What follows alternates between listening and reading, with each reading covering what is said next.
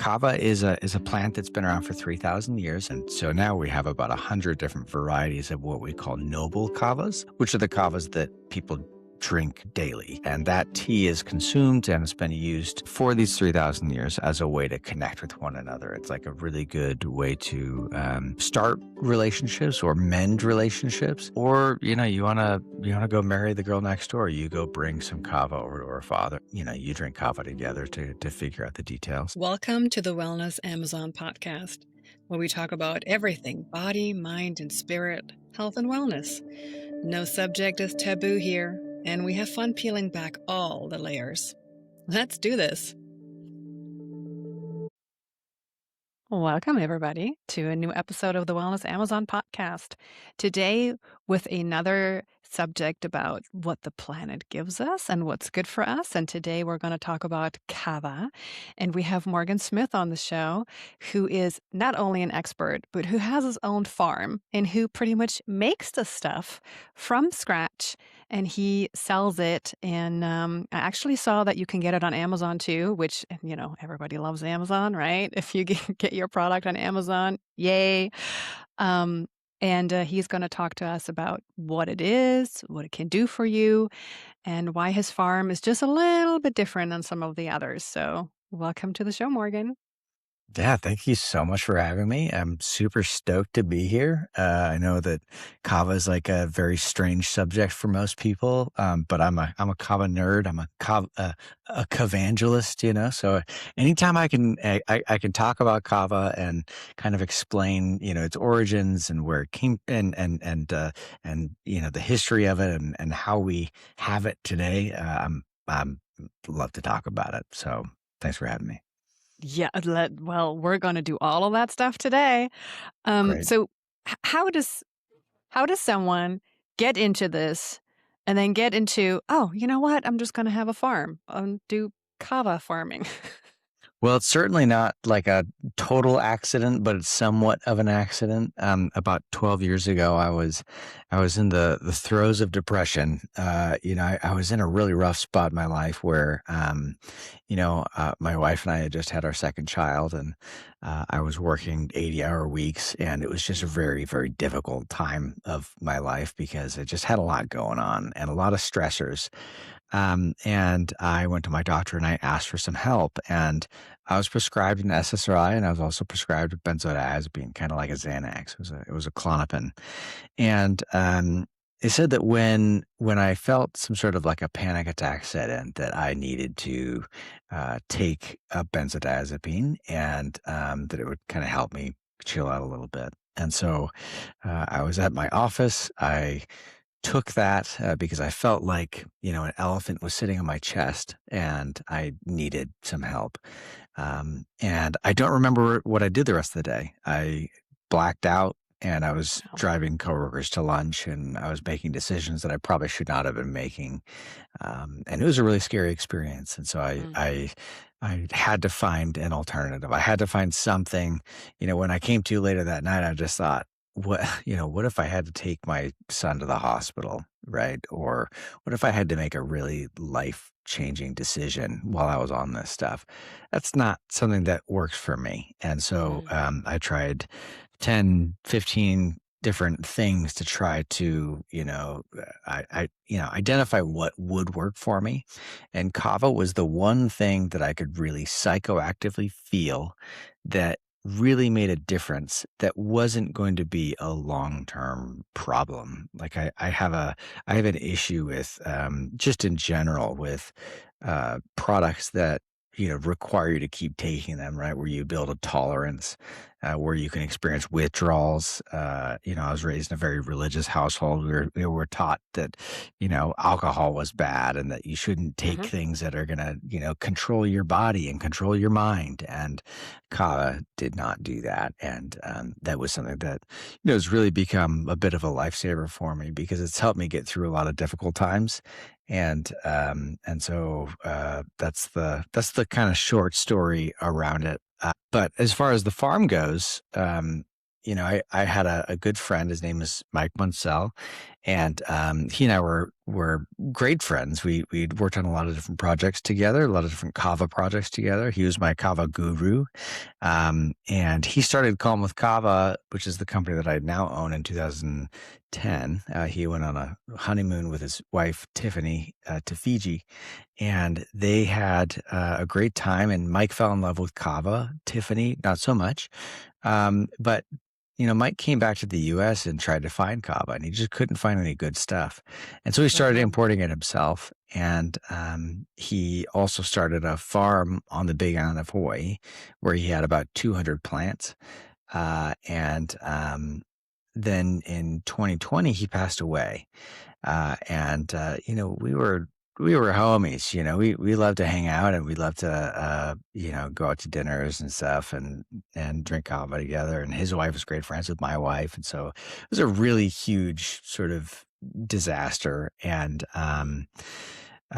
but from his 200 plants, after he passed away, about 100 of them died for diseases and pests and things because it just wasn't taken care of. And Kava, it requires cuttings to reproduce. And so you can't Uh-huh. make a Kava field from seeds, and you can't just go out to the Home Depot and buy some Right. Kava seeds. You have to know someone who has Kava. And so from those Mhm. 100 plants, we ended up buying more land, and now we have 15,000 plants that all came from Mike. Wow. So that's the very short story about Kalm Kava and the farm. Wow, that is amazing. So, and what a gift, right? To have, I mean, tragic that your friend passed away, but he lives on with his legacy on your farm. Because, like you said, all these plants are coming from the original 100 plants. Yeah, That's yeah. cool. There's a in South Pacific traditions, whenever there's a kava ceremony. So kava it's a plant that's been growing for 3,000 years throughout the South Pacific, and it's a human invention. It's something that without humans we would not have it today. It does not, because it doesn't reproduce on its own. And I actually have a if people are watching on video, I've got a picture of Mike here. I always keep him around. He's there with his plants in Hawaii, and he is one of the ancestors now that in a kava ceremony, one of the first things that they ever talk about is we honor the ancestors that came before us, and we honor the things that they did to bring us our lives, right? Uh-huh. Whether it's the food that they brought on their canoes, or the medicines they brought, or of course the kava, right? And so, he's one of those people now. His blood, sweat, and tears are literally in all of our 15,000 plants. He is one of those that is kind of cemented into history. So I'm Yeah. I'm very uh, grateful that I could still kind of carry on his vision and legacy. Yeah. Wow. Amazing. So, kava. What is kava? Let's just start from the very, very basic. I mean, now we know it's a plant, right? But what's the history around it? What can it do for someone? Yeah. So kava, when we talk about the word kava, if you think about coffee, Uh-huh. sometimes we're talking about coffee, the beverage. Sometimes we're talking about coffee, the bean, and sometimes we're Uh-huh. talking about coffee, the plant. And Uh-huh. in the same way, you can reference kava, right? So there is the kava plant. There are kava roots that we consume, and there's also kava, the drink that we drink. And so kava is a plant that's been around for 3,000 years. It started in a little archipelago, 300 miles west of Fiji, in a Uh-huh. place called Vanuatu. And it was a canoe plant. And so it traveled eastward towards Fiji and Tonga, Samoa, the Marquesas, the Marshall Islands, and eventually Hawaii. And so, with that passage of time, and with different environments and different people that were growing it, it morphed, and it morphed over and over and over again. And so now we have about 100 different varieties of what we call noble kavas, which are the kavas that people drink daily. And you take the roots. Some cultures, they dry the roots, and some cultures, they drink it fresh from the ground. But you take the roots and you grind them up, and then you add a little bit of water and filter out these woody particulates, and then you end up having somewhat of like a tea almost. And that tea is consumed and it's been used for these 3,000 years as a way to connect with one another. It's like a really good way to, start relationships or mend relationships. If you have a business deal you want to get done, or you have a political issue with the village next door, it's great to bring the chief some kava and hash it out together. Or you wanna go marry the girl next door, you go bring some kava over to her father, and you drink kava together to Right. figure out the details. So that's kava. Mhm. So when you had your personal story with Kava, with, like you said, depression and things that were, again, nothing against pharmaceuticals, but they're not for everybody. And you found this as an alternative for you. What did that do to your mind when you started drinking Kava? Um, yeah, so, yeah, I'm with you, right? Like, that is a good caveat, right? My wife is a nurse, my brother's a surgeon. I believe in Western medicine. I think that it's a good thing in general, right? The reason that I brought that up was because I do feel like we sometimes, we reach for the thing that our fathers and mothers have always reached for, and whether that might be a bottle of alcohol, or some marijuana, or some pharmaceuticals, I think that there should be a third option out there, fourth option out there that people have the ability to try, which might be that kava. And so kava, it is psychoactive. It's got six major kava lactones. Kava lactones are the compounds that are responsible for the effects of kava that we measure, right? So I send Mhm. lab tests out to determine how strong our kavas are based on those kava lactones. The major ones to know about, one is called kavain. And when you go to the dentist and you have novocaine, and novocaine makes your mouth numb, Mhm. well, kavain has similar properties. So Mhm. when you drink it, your mouth, your tongue, your throat will become a little bit numb. Mhm. But that's the primary compound that's responsible for euphoria. It's something you're actually gonna feel it in your brain. It's gonna help. It's gonna show. It's gonna relax you, right? And then there's another compound called dihydromethicillin, and that is it's a sedative, and it's also a muscle relaxant, and it's something that's gonna really chill you out, right? And Mhm. so, uh, across those 100 different varieties of kava, you have a spectrum of which ones are higher in kavain versus which ones are higher in dihydromethicillin. And so, some kavas are going to be much more euphoric, and some kavas are going to be much more sedative. It just kind of, or a mix between the two, right? And so that's the general idea, is that and also it changes based on the culture, right? So some Mhm. islands like Tonga, for instance, a lot of their kavas are very euphoric and they're not as sedative. And if you look at how they drink kava all night and all day long with their friends. They like to socialize a lot. Whereas if you go to Vanuatu, it's going to be much more sedative. They'll just drink a small amount of very concentrated kava, and then they'll have some dinner and go to sleep. So Mhm. it just kinda depends on the culture where you're from, and the style of that kava is how you drink it. Yeah. Okay. Is there types of kava, and I'm asking because this is years ago. So in Florida, Mm. we have a good population of people that are more into the herbal, hippie stuff, right? New age things. And we do have some kava and kratom bars. It's where you go to drink these things. Uh, Again, years ago. I have to say, when I first was introduced to it, I was like, "Ew, this tastes like dirt."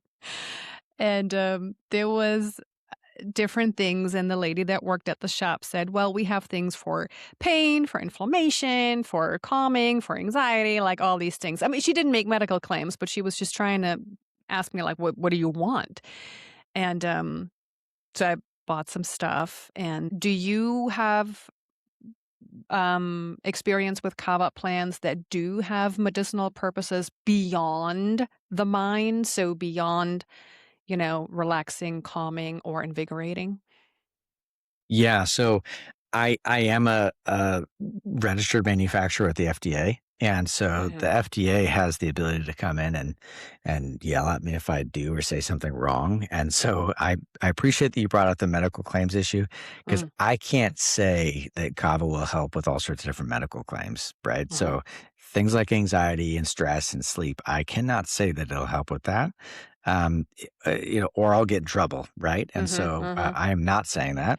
And I also think that it's very important to recognize that kava is like a part of my wellness routine, right? So, when I get stressed and I get anxious, I go for a walk, I go talk to my wife, I go hang out with my kids. I do all the things before I reach for a substance, right? And I mhm, think that it's very important to like recognize that the root of a lot of our issues can be solved through things like therapy or things like talking with people that love you and doing all of the really healthy things, right? So I just want to make sure that that's very clear. Like kava is not a solution, and mhm, it's not something that's gonna it's not a silver bullet, but it is something that can help, kind of just take the edge off the day and help you wind down.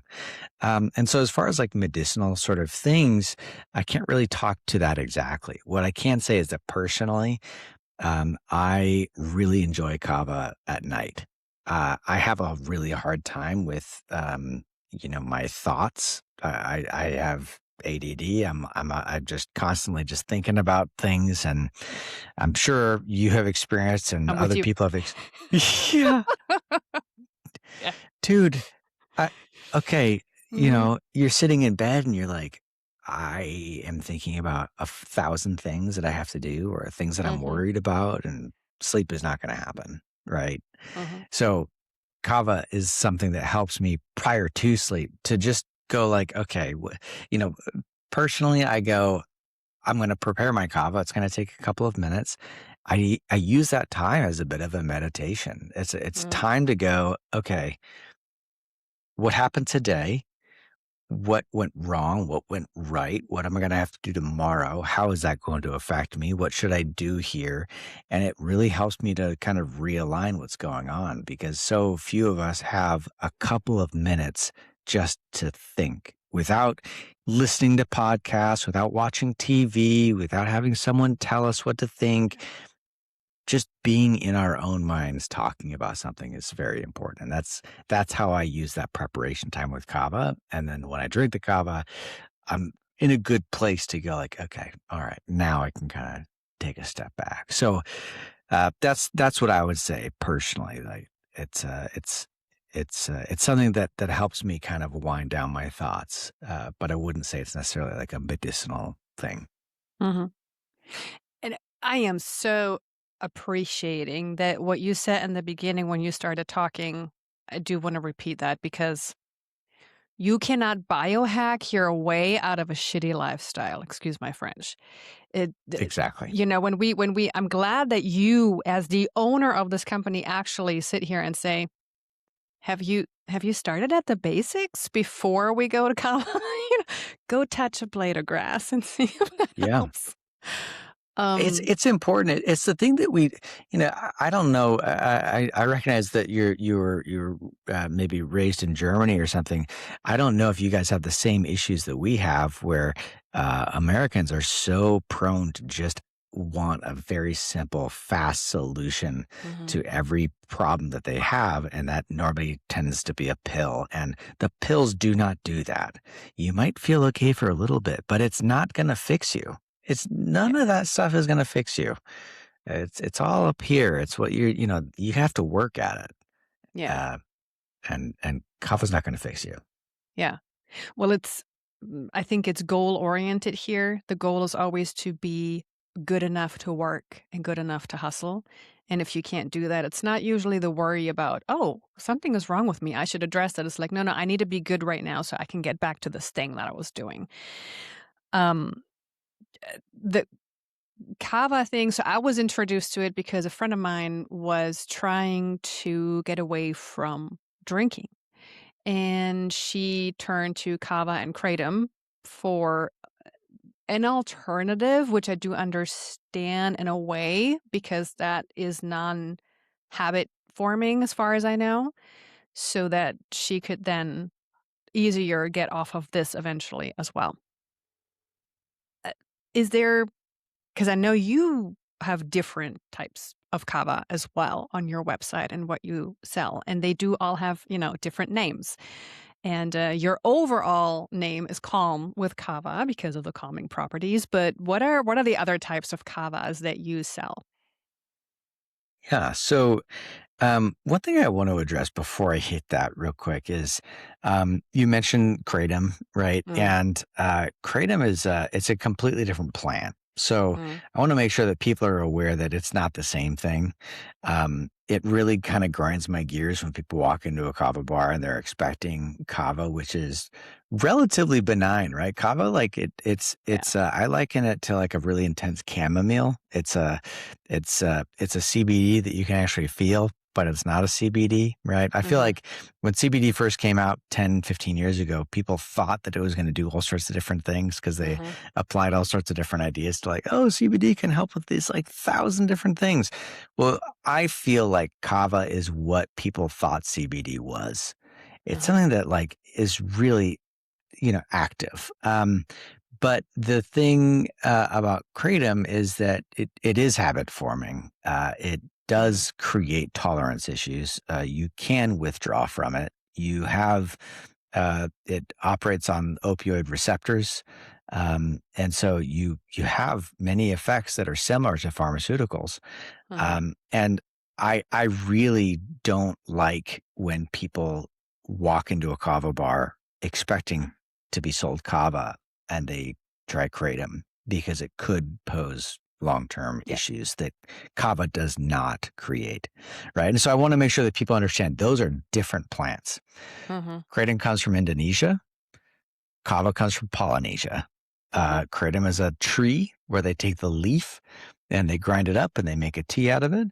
Kava is a shrub that they take the root and they grind that up and they make a tea out of it. So Hmm. both start with a K. Both are forms of tea, but one is from a root, one is from a leaf. Completely different plants, different areas of the world, different consumption patterns, different cultures. You know what I mean? So Yeah. I just want to make sure that people understand that. Um, Wasn't there a scandal at one time that they were trying to make kratom illegal? I mean, they're still doing that Okay. throughout the U.S. Hmm. If you look up like any of the right now, I think Michigan is going through some stuff. Utah's gone through some stuff. Kentucky's gone through some stuff. Florida is. Tennessee is. New York is. California is. Like there's a lot of states Mm. right now that are trying to ban it or ban forms of it. Right. So Hmm. last year, the DEA came out and FDA came out against an alkaloid called 7-OH, which is like a derivative of that. You could isolate 7-OH from kratom. It normally, in its natural form, it comes in very small amounts, but they're synthesizing that compound and they're Mm. giving it to people, and it's stronger than morphine. It's really crazy. Oh, really? Yes, it's Wow. bonkers. Yeah. Yeah. So. Uh, I think they need to probably do some more work there on Yeah. I'm really fixing that. glad that you threw this in because I'm telling you right now, I have never seen, at least not in Florida, I have never seen a kava bar that doesn't also have kratom. They always seem to come together. Maybe we need something here somebody should open something in Florida. Y'all, Yeah. you It drives entrepreneurs me out there. crazy.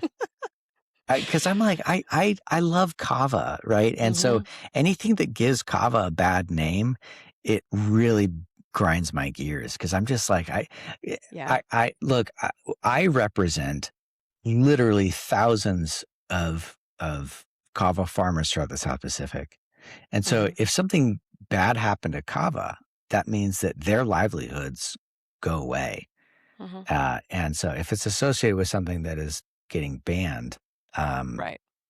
it could end up kind of piggybacking onto them. So I really, I don't want to say kratom is a bad thing, and I don't think so. I mean, 15-year-old me, libertarian 15-year-old me was like, hey, everyone should be able to drink whatever they want and do whatever they want. Mhm. But I recognize as an adult that most people don't understand the basics of what they're Yeah. doing, and they don't really have a good brain for it. And when Mhm. you like one thing that really bothers me is when you see online where people go, well, they shouldn't have taken it to begin with. They're the ones that are getting addicted to the substance.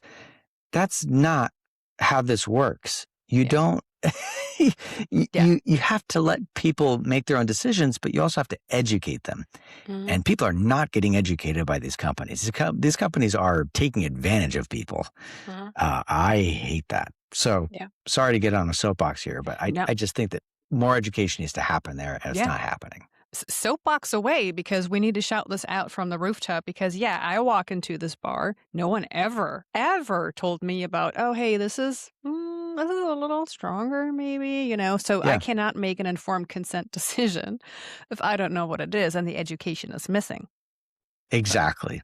Exactly. And so I really appreciate you saying that, because your story is not dissimilar from everyone else that I talk to. Hmm. I always tell people, like, when they go, oh, there's a kava bar near me, I always say, hey, you can drink whatever you want, but I want you to understand that if the bartender says, oh, we've got this stuff called kratom, understand what you're consuming. I'm not telling you shouldn't take it, and I'm not saying that the bar shouldn't sell it.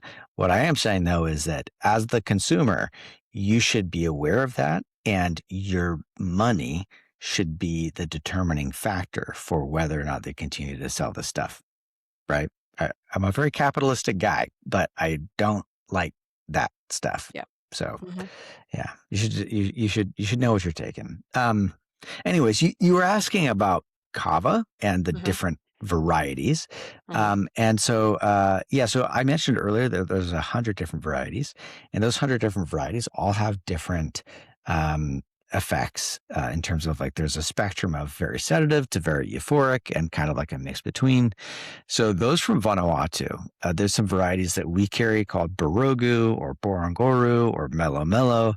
And Mellow Mellow is a pidgin English. It's like it's half English, kind of a Creole, right, of some more Hmm. indigenous languages and English. And it literally means it's going to make you mellow, Hmm. right?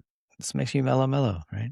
Um, that's how Vanuatu varieties are. They're very just, you're going to want to melt into the couch.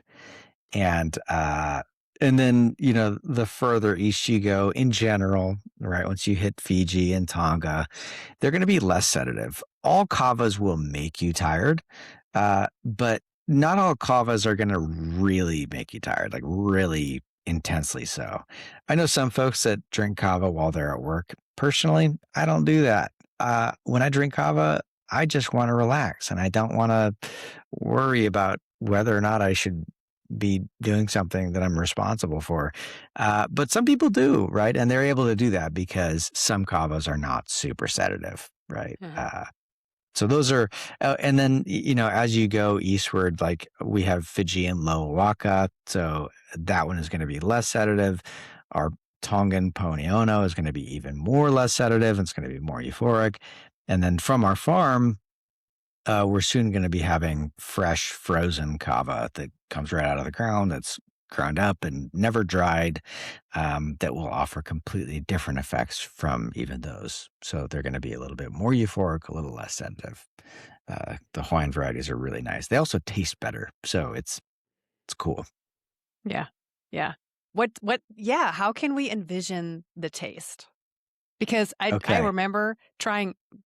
I don't want to derail this back to kratom, but that stuff is disgusting. So disgusting. Okay. Actually, I want to ask you, what does kava taste like? And did you try kratom? I did. So the kratom was, like I said, it was like mud. It was gross. Um, did not care for it. The kava that I have currently is actually It's, in a tincture form, which I'm not a fan of Mhm. because it's very, very, very strong. So what you said with the, like, everything is going numb is very Okay. intense, and it makes everything milky. So when I dry it's clear, but once it hits the water, it gets milky. And it tastes that's hard to describe. I would say earthy, but not dirt earthy. It tastes, I don't know, the one I have has a slight sweetness to it a little bit. Okay. It's Um, probably made with glycerin is my guess. A lot of those Probably. tinctures are made with glycerin, right? Which are gonna make that's glycerin is a form of sugar, right? So Mhm. you're gonna feel a little bit of sweetness there. Yeah, so so kava is I always say that it's a medicinal mud water. I'm not really trying to sell people on the flavor of it. In fact, I want people to know that it doesn't taste good because you don't drink kava for the flavor. Right. I had a guy recently who was like, "Oh, maybe I should give it to my wife. She really likes to drink chamomile. She loves the flavor." And I'm like, "Well, she can try this. I think it'd be fun, but she's not gonna like the flavor." I just want people to understand that it really is a very medicinal mud water sort of flavor. It's very earthy. It's very much like uh, sometimes when we grind it, it almost has like a Christmassy sort of flavor going on. Some like Mhm, em- so the Latin name of kava is Piper methysticum. Piper is the pepper family. mhm, So in some ways, kava has a little bit of a spicy component in the background flavors. But you can think of flavors that would pair well with it are like nutmeg or clove or cinnamon, any of those sort of spicy. Kind of Thanksgiving, Christmas flavors, those actually work very well with kava because of that. So that's how I would describe it. It's kind of a medicinal mud water with some spicy undertones. mhm. Um, Definitely very different from what most people have tried. Yeah. Can you mix it? Because the first thing that comes to mind is like, "Oh, yeah, drop that in some chai," and call it a day. Yeah, you could try. I will say that I have tried to mix it with all sorts of different things. Mhm, I've never found a combo that works for me. I would mhm, rather drink the kava straight and then have a delicious chaser. That's what I mhm. would do personally. That is always, and all sorts of kava bars. They always have these things where they mix it with chocolate and mint and this and that and whatever. And some of them do work fairly well in terms of masking the flavor. But to me, I'm just like, look, I'm getting older here. I don't need more calories. I just give me the real deal and I'll chase it with some water and, Yeah. maybe a piece of candy or something. That's better. Uh, that's great. I mean, it is like you said, it is a root, and usually when you use anything from a root, it's earthy and pretty intense. Yeah, I Um, mean, think of like ginger or turmeric or something like that. yeah, You don't and, it's not I love great. herbal medicine, and there's, the mugwort family is what I usually go to for when I'm sick or whatnot, and, like, what is the one?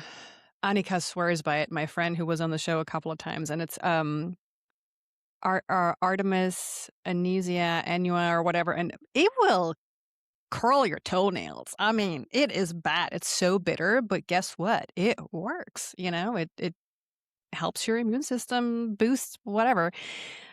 But my mom always used to say, "Well, bad things make bad things go away," meaning that everything that tastes really bad is to make sure the bad things go out of your body. So it's just you gotta. There's a little bit of a balance here. You got to take it.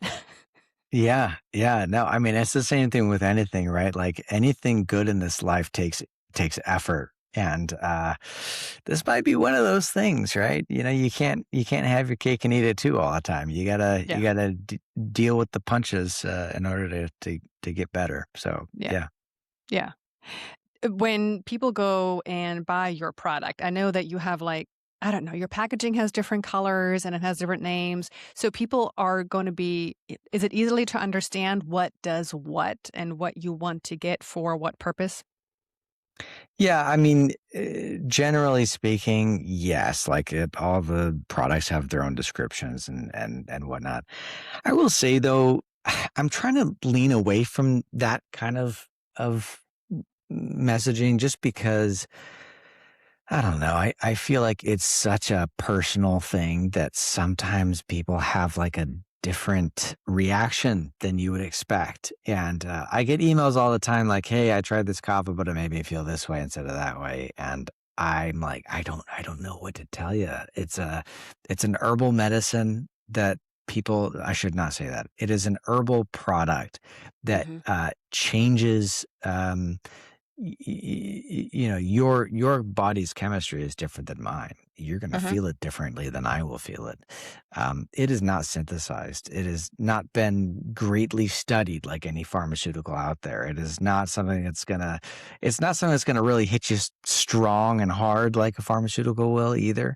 And so it changes. It changes based on, how good was the soil? How much sun did it get? How much rain did it get? Every single batch of kava is going to be Mhm. a little bit different. And so, I always tell people that you should always try if you are interested in kava, you should always try a couple different varieties, and then make your determination of whether kava is something that can fit into your lifestyle or not. Because one type of kava does not mean that the rest of them are good or bad. A lot of people will kind of hone in on, okay, well, um, I always like to have people go for a Vanuatu variety of kava, a Fijian variety, and a Tongan variety, and soon Hawaiian when that's available. But the reason is because they are all different. They all taste different. They all have different effects, and you might like one of them more than the others. Mhm. And I know a lot of folks that are like, I just like Tongan kavas. Just give me the Tongan kava. And I know a lot of people who are totally into Vanuatu kavas, and that's all that they drink. So you just kind of want to have a smattering and then decide for yourself which types work well for you. Mhm. Would it be interesting or wise to choose for what you wanna drink it? So let's say you say ones are a little bit more euphoric, the other ones are a little bit more calming, and let's say I'll want to drink some in the beginning of the day that does not calm me down, but that, I don't know, supports my mood maybe, and then I would choose a certain one from you, correct? Yeah. Yeah, that's exactly correct. Yeah, some people like to have something they can drink during the day, and some people have something that they only want at night. It Mhm. just kind of depends on what you're looking for. Yeah. Yeah, yeah. Alright, I want to talk about harvesting and how your farm works because what stands out for me is how you respect the land and make sure that this all goes very ethically and smooth and this is something that we obviously are missing in the entire agriculture scene. So talk to me why your farming and why your how you run your business is different than from maybe other companies. Yeah, so kava is something where it takes years to grow. Mhm. Most crops, you grow potatoes, it's going to take 8, 9 months and you're going to get a yield. And kava is minimum 3 years, Wow. but ideally more like 4 or 5 years. So it takes a long time for it to grow. And so in that time, you have a lot of issues with pests, with diseases, with weather patterns, right? Maybe hurricanes because it's all grown in the South Pacific. Mm. There's all sorts of even volcanoes. Over the last 10 years, there's been eruptions in Tonga twice that have totally screwed up the kava supply chain. So like you're dealing with areas of the world that are very prone to natural disaster. Mhm. And so planning ahead is very, very important, especially from like an industrial scale. Yeah. And on top of that, like you mentioned, you know, making sure that the soil is good will give you, um, In some ways, it's a little bit self-serving. It's a little bit selfish to be like, well, but to say, okay, well, we're going to take care of the land, but we're taking care of the land because it likes it and it will give us better yields back. Right. So Mm, it sounds very greedy to say that, but that's just how it is. Right. When you treat the land properly, you will get better returns. Um, so the whole thing where, at least in Western America, or, you think of like cornfields or something, we're talking about thousands and thousands of acres of monocropped products.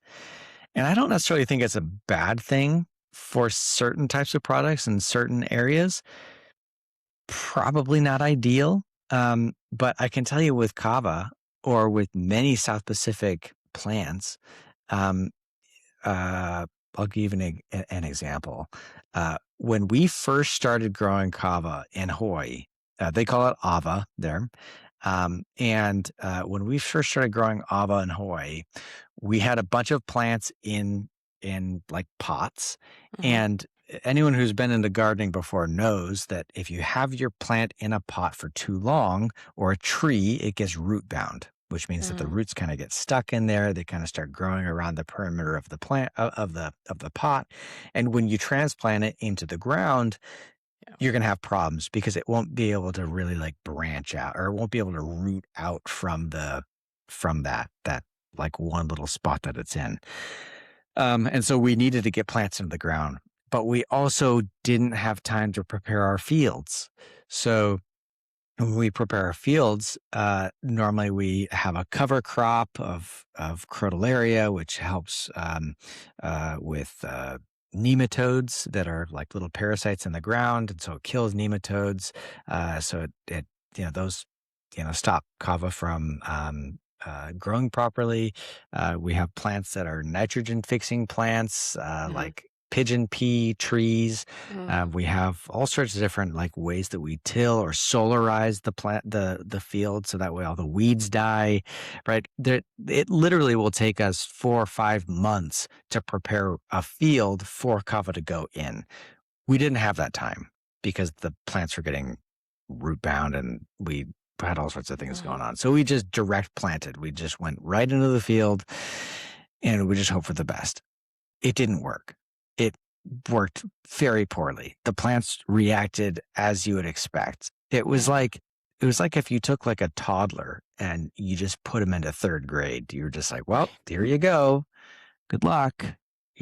They're experiencing full sun, they're experiencing droughts, they're experiencing all sorts of pests and issues that are happening because they're not being protected. And so, those plants were stunted. Mhm, So obviously monocropping and not preparing the fields did not work. What we found worked was we have great employees that are University of Hawaii agriculture program graduates.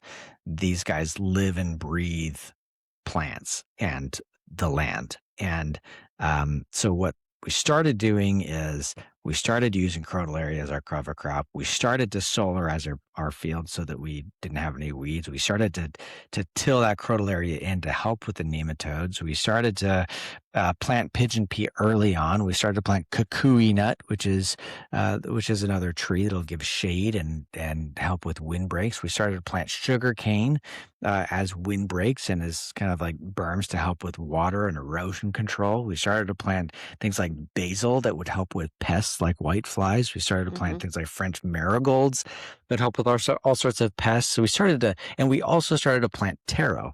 Now, mhm, taro is a canoe crop, just like kava. And when you plant the taro next to the taro's big leaves will shade a baby kava plant. And so baby kava plants, they need a couple of things. They need well-draining soil, they need shade, and they need wind breaks, and they need a lot of water. And so we also started to irrigate everything. So now with our new system, all of a sudden our plants are looking much nicer. We have plants that were in our monocrop scenario at 3 years old that look just as big as our plants that are like a year old or 18 months old.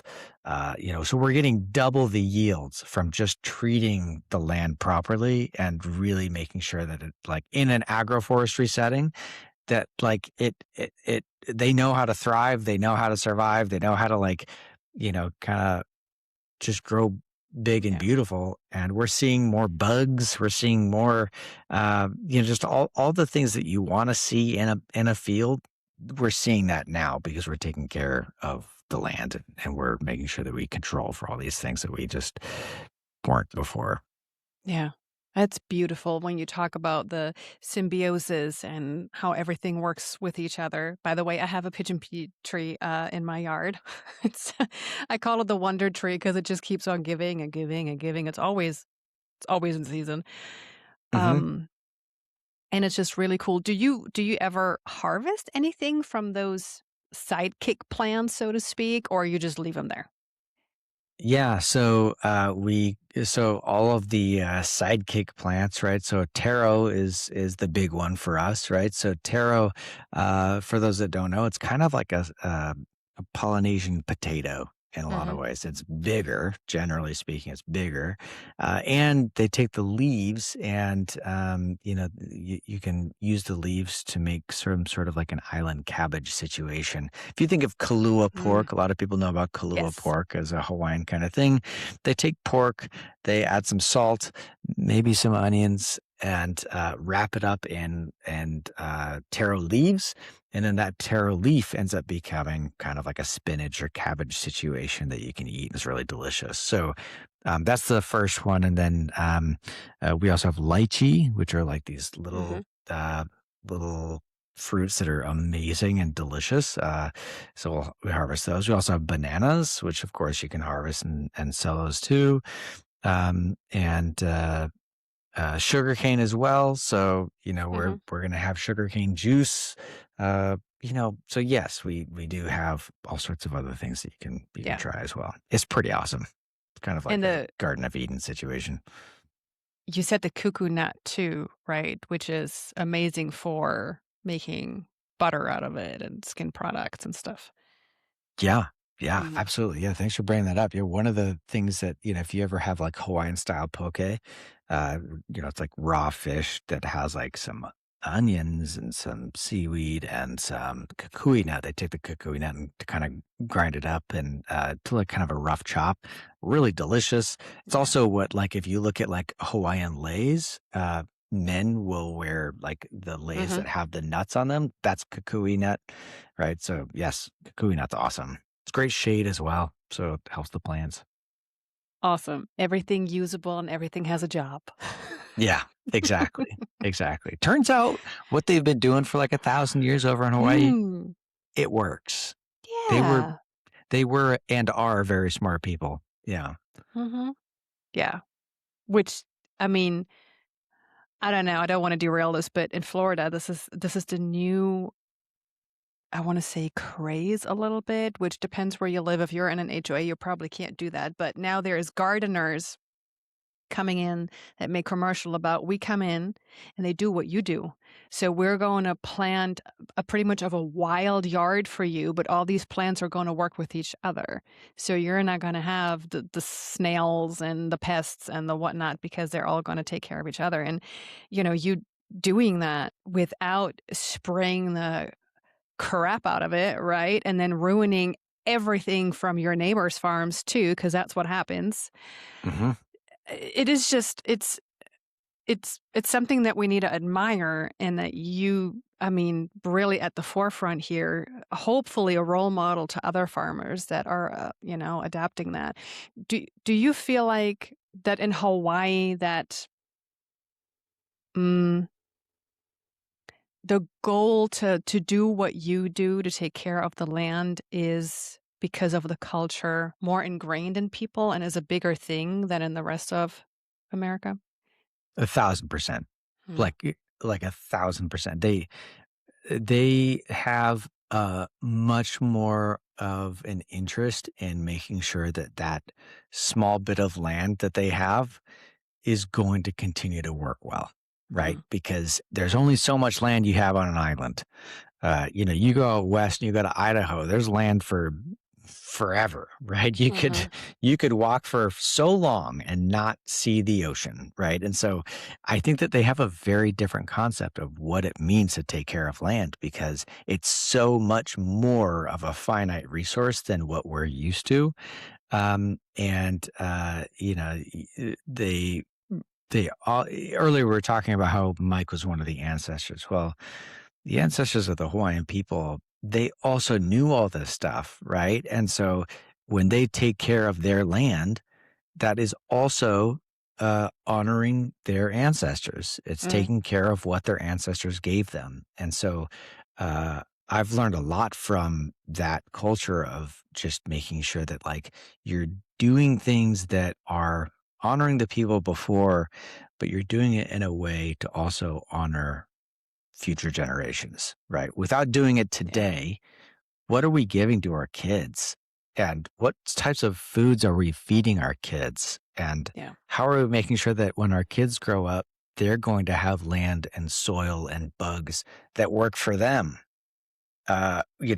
If you spray a bunch of random chemicals on all sorts of things that, we don't have long term data on, we don't really understand what's happening from like a even like a DNA level of what's happening to these plants and what's happening to the people that consume these products. What is actually changing in our bodies from consuming all this stuff? We don't know necessarily, right? There's Mhm. a lot of lawsuits out there from some older products that are, causing cancer in people that are, really kind of changing the way that farms operate in ways that they're new problems, right? These new sprays and everything, they're new problems to the human race, right? And I Yeah, think that we need to be very careful with what we do because it's going to screw up the land, it's going to screw up our bodies, it's going to screw up our kids.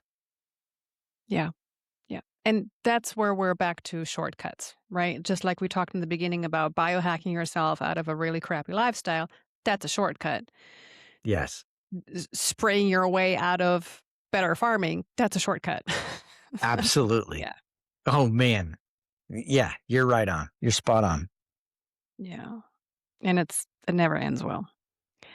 No. Um, is there anything we haven't talked about today that you would like to bring up and showcase about anything Kava farming your product?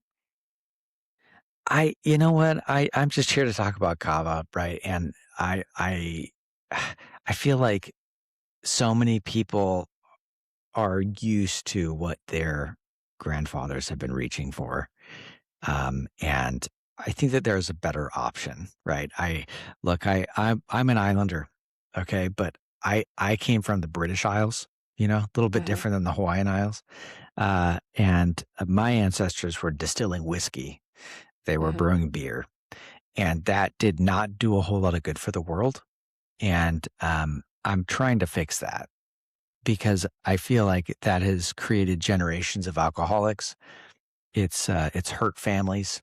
It's created economic disparity. It's created single mothers. It's created people who have lived much more difficult lives than they've needed to live. And if you do not want to continue those trends, you have to change. You you mhm, don't you don't drink that stuff. You don't consume the stuff that's been plaguing your people for generations. And I just urge anyone who's feeling like some sort of substance is taking over their lives that they look for something else. And kava might be that. It might not, right? Kava is not for everyone. I know that. I've shared kava with hundreds, if not thousands, of people, and the number of people that continue to consume kava on a daily basis is a very small number, right? So I recognize that kava is not necessarily going to be the thing for everybody, but I do think that there's options for people, and I would just urge anyone who's thinking about changing that they should do it now. They should get off of this podcast and they should figure out a game plan for like, what am I going to do to make sure yeah, that my life and my kids' futures are better as a result of not, falling into the same traps that previous generations have fallen into. yeah, yeah. And just because things are socially acceptable does not make them good. Not at all. Exactly. Mhm. Exactly. Yep. Mm. Thank you so much for taking the time today to educate us and really educating me too, because again, I obviously did not know a whole lot about how this works, how it is harvested, how the plant works, what part of the plant we're using. And I'm also grateful that you educated us about, the dangers of some other substances that people might mix up because they sometimes are presented together. Um, and I'm going to link everything in the show notes where people can find you and your product, especially Calm with Kava, and browse and check it out and see if they like it, and just have a taste and have a try and see which one's their favorite. That's what I'm definitely going to do. I'm going to figure out which one's my favorite. Awesome. Well, I'm super stoked that you would have me. And if people are interested in kind of learning more about the cultures behind it or the plant behind it, if you hit up on any of our social media channels, Instagram or YouTube or TikTok, Calm with Kava, it's Calm with a K. We show all of that, right? So I travel often to the islands. I obviously go to Hawaii to the farm. Next month, I'm going to Fiji and Tonga. I go to Vanuatu often. And, I record what I see, right? And so if you want to Wow. see what it looks like over there and how they consume it or how they grow it or how they harvest it, we show all of that on our social media. So if you're interested in it, that's the place to go to learn more about how they do things. Awesome. I love that. Yeah, if you have a YouTube channel, I can totally link that too so people can, watch those videos. That's definitely what I'm going to do, because that's just very, very cool that you even do that, You I mean, theoretically you don't have to, but this is something I'm where just a I Kava think nerd. yeah. Okay. Well, and it shines. You do that with passion and conviction and with a good heart. So, yeah. Appreciate it. Thanks so much. Yeah, Very thank you, nice of you to Morgan. say. Very, very kind. Thank you. Just the truth, just reflecting what I see.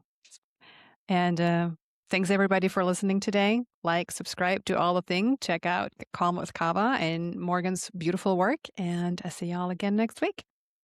Bye. Thank you so much for being here with me today. Leave a comment, give it a thumbs up, a review, and share it with somebody you think needs this. Have a fabulous day. See you next time.